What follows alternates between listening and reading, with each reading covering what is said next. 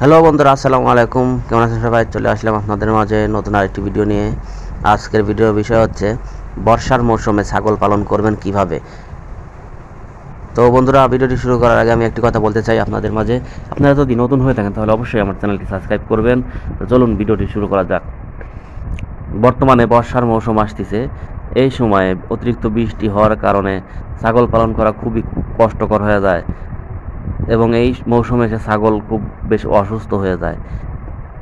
আপনারা এই সমস্যা থেকে কিভাবে আপনাদের ছাগলকে রক্ষা করবেন সে সম্পর্কে বিস্তারিত আলোচনা করব। সবাই পুরো ভিডিওটি দেখবেন। বর্তমানে বর্ষা মৌসুমে ছাগল পালন করার যারা নতুন খামার করছেন, যারা ছাগল পালন করতে হিমশিম খাচ্ছেন, আমি আপনাদের বলবো আপনারা আপনাদের ছাগলের কখনোই বাইরে বের করবেন না। এই বর্ষার মৌসুমে বৃষ্টির ভিতরে কখনো ছাগলকে বাইরে বের করবেন না।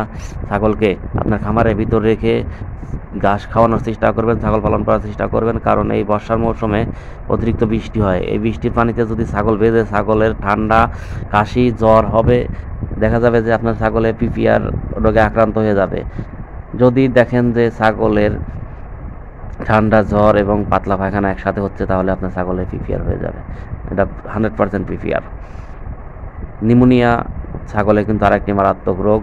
আর এই নিউমোনিয়া হওয়ার কারণ হলো অতিরিক্ত মানে সর্দি, জ্বর, ঠান্ডা, কাশির কারণেই কিন্তু নিউমোনিয়া হয়। এই জন্য আপনারা সবাই খুব সাবধানে ছাগল পালন করবেন, ছাগলের যত্ন করবেন।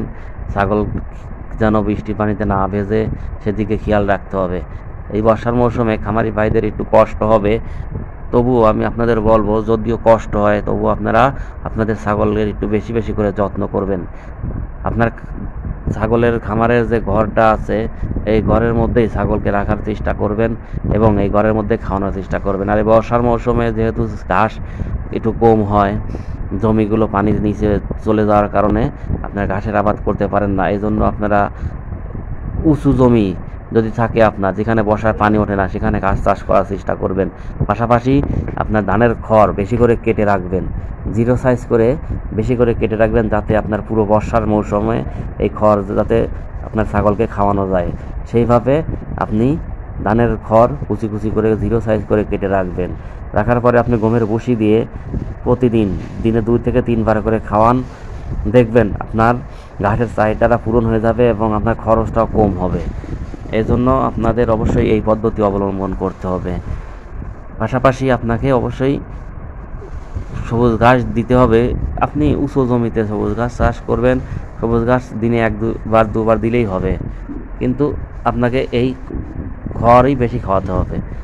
তাহলে আপনি বর্ষার মৌসুমে ছাগল অনায়াসে পালন করতে পারবেন।